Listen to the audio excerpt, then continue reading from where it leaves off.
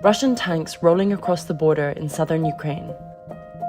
Airstrikes hitting large cities, and thousands of people attempting to flee the Ukrainian capital, Kiev. Footage from Ukraine shows scenes of war after President Putin announced a military operation in the country.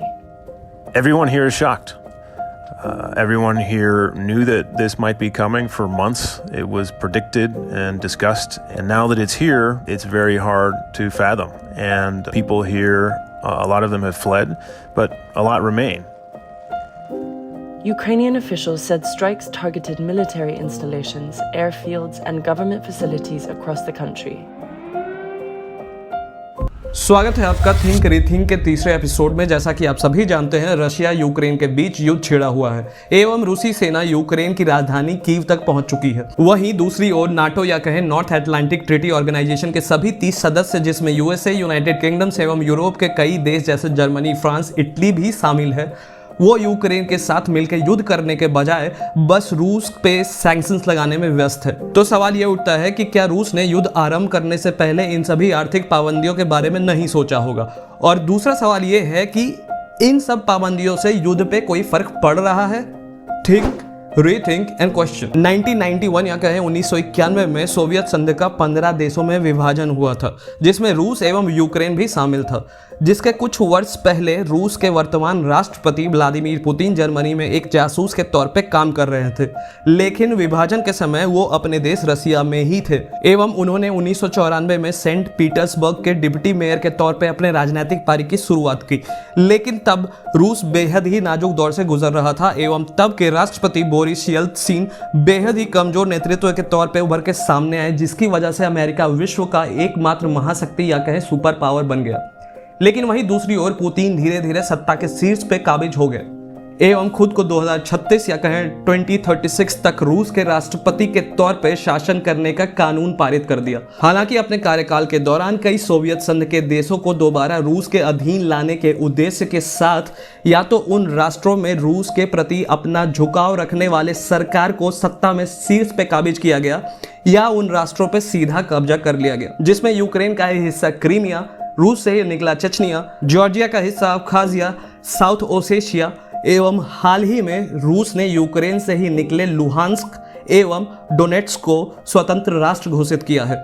Belarus एवं Georgia जैसे राष्ट्रों की सरकारों को रूसी सरकार का समर्थन प्राप्त है और अभी चल रहे यूक्रेन में रूसी आक्रमण से क्या हम ये समझ सकते हैं कि पुतिन फिर से सोवियत संघ की स्थापना का उद्देश्य लिए सोवियत संघ से निकले और भी राष्ट्रों को एक कड़ा संदेश देने का प्रयास कर रहे हैं? और क्या भविष्य में और भी ऐसे रूसी आक्रमण देखने मिल सकते हैं? Think, rethink and question. Ukrainian राष्ट्रपति वोलोदिमीर जेलेंस्की युद्ध शुरू होने से पहले बार बार नाटो का हिस्सा बनने की बात कर रहे थे, जिसके सख्त खिलाफ रहा है रूस और जिसे रूस अपने राष्ट्र की संप्रभुता के लिए संकट के रूप में देखता है, क्योंकि इससे नाटो के सभी सदस्य, जिसमें यूएसए भी शामिल है, उन्हें रूसी सीमाओं तक पहुंच मिल जाएगी। तो सवाल ये उठता है कि क्या नाटो ने यूक्रेन को सदस्यता का सपना दिखाते हुए इस युद्ध में धकेला एवं उन्हें लड़ने के लिए अकेला छोड़ दिया? और दूसरा सवाल ये है कि ये सभी राष्ट्र केवल निंदा एवं सैंक्शंस लगा के ये साबित नहीं कर रहे हैं कि नाटो एवं यूनाइटेड नेशंस जैसी संस्थाएं अर्थहीन एवं अस्तित्वहीन हैं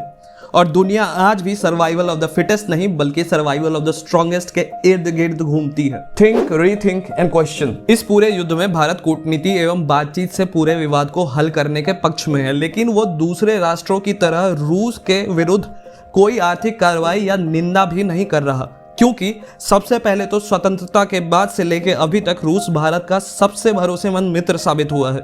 वहीं दूसरी ओर यूक्रेन पाकिस्तान का समर्थक है, जो अक्सर भारत के खिलाफ ही रहा है, चाहे वो 1998 पोखरण में भारत के द्वारा किया गया न्यूक्लियर मिसाइल टेस्ट हो, चाहे पाकिस्तान यूक्रेन के बीच हथियारों का सौदा हो या चाहे यूएन में भारत के खिलाफ वोट करना हो। हर बार यूक्रेन ने भारत को निराश ही किया है। और जहां तक रहा यूक्रेन के समर्थकों की बात, चाहे वो यूरोपियन यूनियन हो या नाटो, ये सभी यूक्रेन के युद्ध में हस्तक्षेप करने से बच रहे हैं।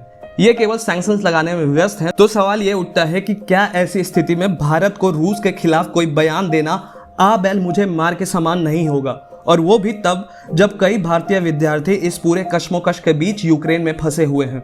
हालांकि भारत सरकार के द्वारा उन छात्रों को भारत सुरक्षित लाए जाने की कार्रवाई की जा रही है। कि कूटनीतिक वार्ता की बात करें तो अगर किसी भी प्रकार भारत इन चीजों में सम्मिलित होता है तो ध्यान इसी बात पे होना चाहिए कि किसी ना किसी प्रकार से यूक्रेन रूस की शर्तों को कुछ हद तक मान ले, क्योंकि यूक्रेन के लिए अभी युद्ध रुक जाए वही बहुत बड़ी बात है।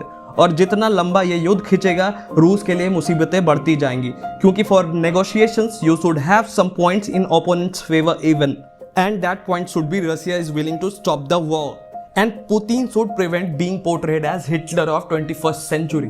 अगर यूक्रेन पूरे तरीके से बर्बाद हो ही जाएगा तब आप किस आधार पर बातचीत करेंगे? अगर किसी भी प्रकार से भारत इन चीजों को समझाने में दोनों देशों को सफल हो पाता है तो ये भारत के लिए बहुत बड़ी उपलब्धि होगी। तो ये थे मेरे विचार पूरे विषय को लेके। आप अपने विचार कमेंट करके जरूर बताएं। बाकी वीडियो को लाइक करना, चैनल को सब्सक्राइब करना आपकी मर्जी। धन्यवाद।